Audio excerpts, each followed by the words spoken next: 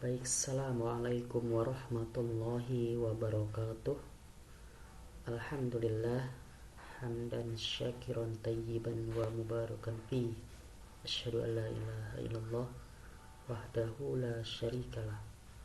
Allahumma sholli ala Muhammad wa ala ali sayyidina Muhammad, amma ba'du. Anak-anak kelas 8 yang Bapak banggakan, alhamdulillah, bagaimana kabar kalian? Jumpa lagi kita lewat media online. Mudah-mudahan tidak mengurangi semangat kita dalam melaksanakan kewajiban-kewajiban kita, yaitu belajar walaupun harus dengan jarak jauh. Nah, anak sekalian, sebagai lanjutan dari materi kita pada pekan lalu, ya, kali ini kita akan membahas tentang perpindahan pusat kekuasaan ke Baghdad. Ya, Baghdad itu adalah Irak. Ya, Baghdad adalah Irak. Ya. Nah, bisa kalian lihat di gambar. Ya, ini adalah kota Baghdad di zaman dinasti Abbasiyah. Ya, bangunan yang cukup mewah dan megah.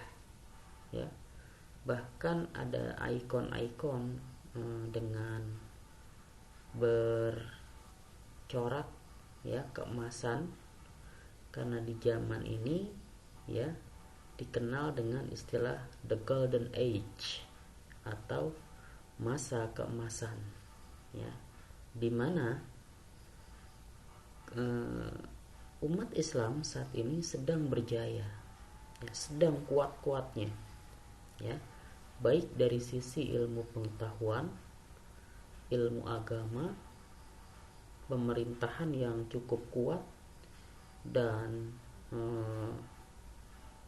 semua, ya, yang bernuansakan Islam, ya, ini ada di zaman ini, yaitu zaman dinasti Abbasiyah. Ya. Nah, di layar ini bisa kalian lihat pada kursor yang Bapak tunjukkan. Ini adalah pusat ibu kota Bani Abbasiyah. Ya. Ini masjid, bangunan-bangunan masjid. Kemudian ini pusat pemerintahan, ya, istana Bani Abbasiyah. Kemudian yang ini adalah juga istana, ya, di zaman ini, dengan beberapa kali pergantian kepemimpinan, ya, karena Bani Abbasiyah ini hampir 5 abad, ya, sekitar 500 tahun lebih berkuasa, ya. Nah, dalam masa perjalanannya, ya, sebelum ke Baghdad, Irak, ya, Bani Abbasiyah ini atau dinasti Abbasiyah ini pernah menjadikan Kufah, ya, sebagai ibu kota. Nah, disinilah diproklamirkan dinasti Abbasiyah, ya, di Kufah, ya. Kemudian dibangunkan sebuah istana, namanya Istana Hasimiyah, ya, Istana Hasimiyah, yaitu dibangun di Kufah. Kenapa tidak menggunakan Abbasiyah? Kenapa menggunakan istilah Hasimiyah? Ya, ini adalah sebuah trik, ya, agar para pendahulu dari dinasti Abbasiyah ini tidak menjadikan kecemburuan sosial, ya, karena Bani Hasyim mereka bersaudara. Nah, yang kedua adalah Khirah, ya. Jadi setelah dikupah, dinasti Abbasiyah menjadikan Khirah ini sebagai kota transit, ya, kota persinggahan sementara.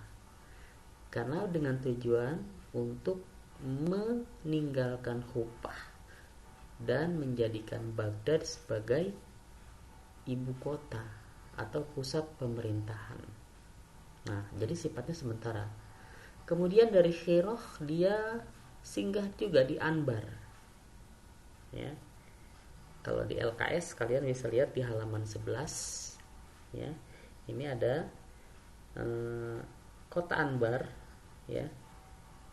Ini dibangun oleh Raja Persia, ya, pemerintahan dinasti Abbasiyah, kemudian di bawah kekuasaan Abu Abbas As-Saffah, ya, sang penumpah darah, ya, As-Saffah itu. Kemudian kota tersebut diberi nama Hasimiyah II. Kalau Hasimiyah satu tadi ada di Kufah, Hasimiyah II ada di Anbar, ya, di Anbar. Abul Abbas tinggal di istana sampai wafat. Nah, Abu Abbas As-Saffah tinggal di istana sampai wafat. Istana apa namanya? Istana Hasimiyah di Anbar. Nah, dari Anbar barulah ke Baghdad. Inilah yang paling lama dan dikenal dengan The Golden Age, ya, masa keemasan. Nah, tentunya kita bertanya-tanya apa yang menyebabkan kota Baghdad ini menjadi sebuah pilihan pusat pemerintahan. Nah, kita lihat alasannya. Pertama, kota Baghdad, ya, mengagumkan kota dihuni oleh umat manusia sejak 4000 tahun sebelum Masehi. 4000 tahun sebelum Masehi, kota Baghdad sudah dihuni oleh manusia. Ya, saat itu, ya, atau dulu disebutnya negara Babilonia, ya, Babilonia kuno, dan tahun 600 hingga 500 sebelum Masehi. Dan ini secara bergantian, ya, nanti Persia, nanti Yunani, kadang Romawi, ya.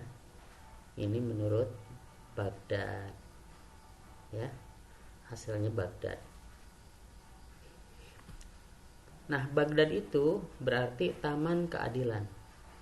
Konon ada taman tempat istirahat Kisra, ya, Anushirwan. Kini taman itu sudah lenyap dan namanya masih abadi. Ya, ini alasan Baghdad menjadi pusat pemerintahan. Alasan kedua, Baghdad menarik perhatian khalifah kedua yaitu Umar bin Khattab radhiyallahu an. Ya, sampai Umar mengutus seorang sahabat yang bernama Sa'ad bin Abi Waqqas untuk menaklukkan kota Baghdad, ya. Nah, penduduk setempat akhirnya menerima Islam dengan sangat baik, ya, yang dibawa oleh Nabi Muhammad SAW dan dipeluk oleh mayoritas masyarakat Baghdad kala itu, hasil dari usaha perebutan oleh Sa'ad bin Abi Waqqas. Alasan ketiga, kota Baghdad salah satu kota metropolitan. Apa itu metropolitan? Ya, kota yang semuanya ada di situ di era keemasan, ya, diprakarsai oleh Khalifah Abu Ja'far Al-Mansur tahun 754 sampai 755 Masehi, ya, yang pusat pemerintahan Islam dari Damaskus ke Baghdad. Kemudian Khalifah kedua dinasti Abbasi itu tahun 762 Masehi yang menyulap kota kecil Baghdad menjadi sebuah kota baru yang megah. Nah, nanti kita lihat tayangannya, ya. Alasan keempat, ya, Baghdad pusat pemerintahan didasarkan pada berbagai pertimbangan, ya, baik secara politik, keamanan sosial maupun geografis, ya. Kemudian Damaskus, Kufah, dan Basrah yang lebih dulu berkembang dan tak dijadikan pilihan lantaran di kota itu masih banyak kekeliruan melawan politik. Nah, alasan kelima, Al-Mansur mengutus banyak ahli untuk tinggal beberapa lama di kota Baghdad.